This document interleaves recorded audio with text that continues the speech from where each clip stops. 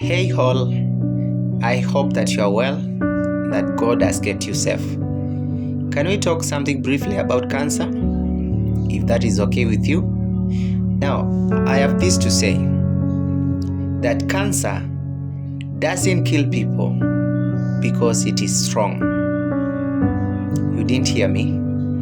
Cancer doesn't kill people because it is strong, but because it has learned how to avoid being killed. It has learned how to avoid being killed. Now, allow me also say this, and this is not a political attack, but we have eyes and we have seen the tendency of the old politicians refusing to step down and doing all they can to retain power, or rather to remain in power. They tend to suppress the younger, vibrant generation.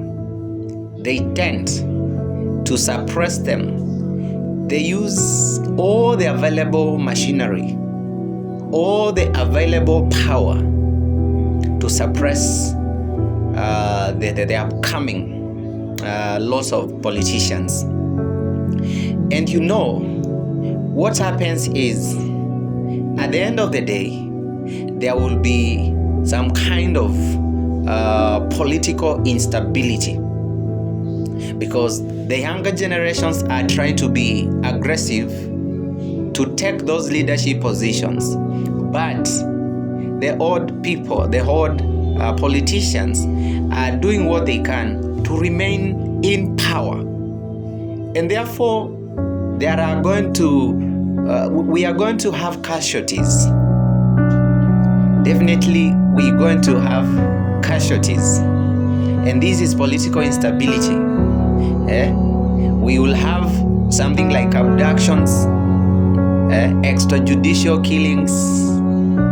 What I'm trying to say is, there will be casualties, and where there is political instability again, we are going to have problems of unemployment, financial crisis, and all that. And once again, I have said, this is not a political attack. It is from a point of reality. That is what we can see across governments. Now, do you know cancer?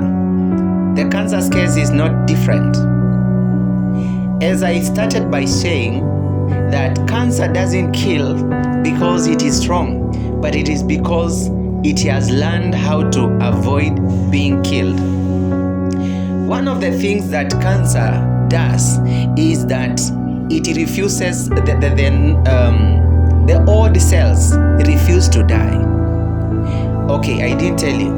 We have a program, we have a system in the body that senses the cells that are old enough to die, the cells that need to be removed from the normal cell cycle. And this system is called apoptosis, programmed cell death.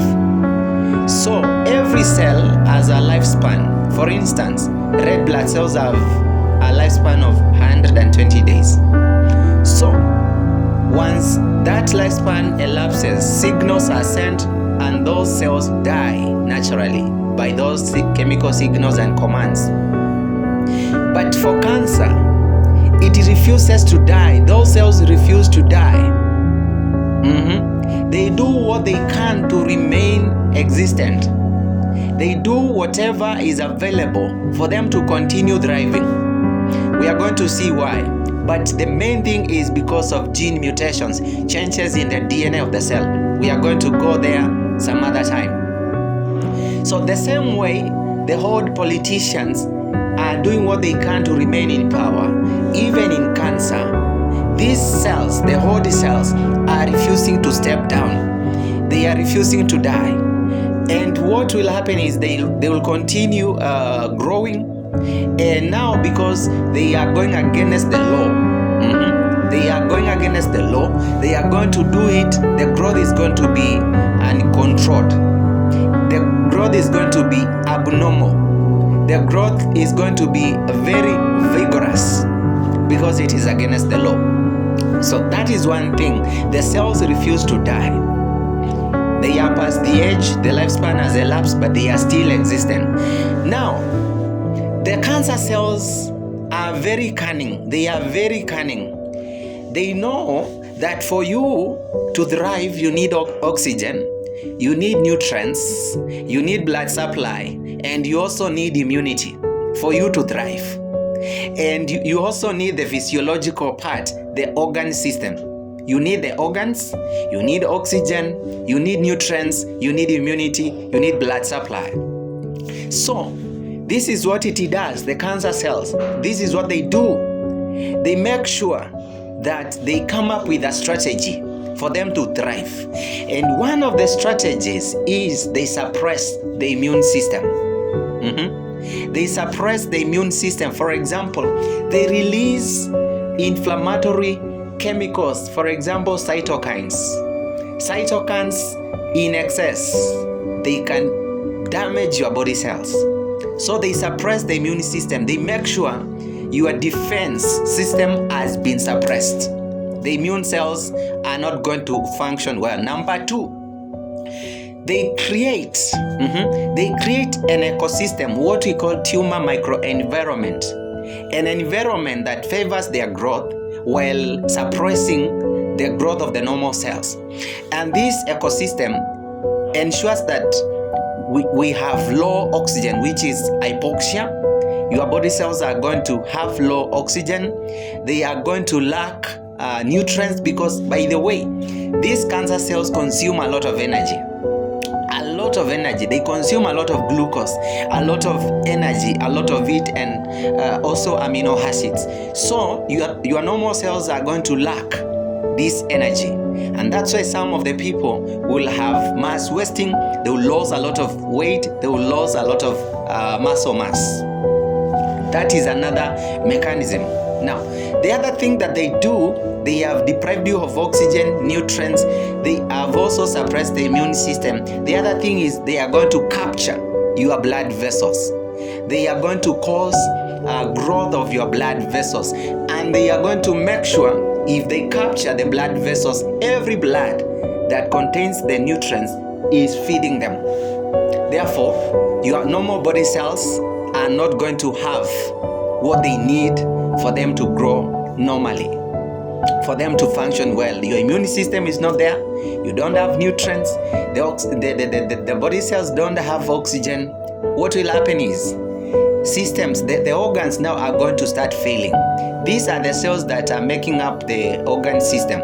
So the organs are going to fail. And that, therefore, you are going to have, maybe if the cancer cells have been able to attack the liver, you are going to have liver failure.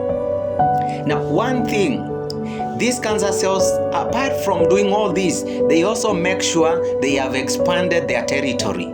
They are able to metastasize, to spread to other organs, to continue attacking and attacking and attacking.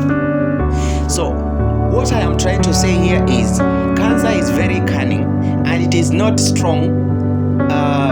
It doesn't kill because it is strong, but it is because it has learned how to avoid being killed. At times also, it can hide the abnormal proteins. You know, the immune system is able to detect the abnormal proteins. So these cancer cells are able to hide those abnormal proteins. Other times, they can mimic the normal body cells. So my final take is cancer doesn't kill because of the volume of the body of the cancerous cells, but because of what it does, what it releases into the system, the cytokines, the organ failure, the lack of nutrients, hypoxia. What it does is what kills people. Because at times you may have cancer cells which are dormant. But what actually, you can have those cancer cells dormant, but if they start spreading, that doesn't mean you will die because of the spread. But what they are doing is they are spreading is what will definitely kill you. For more awareness, let's get to episode 2.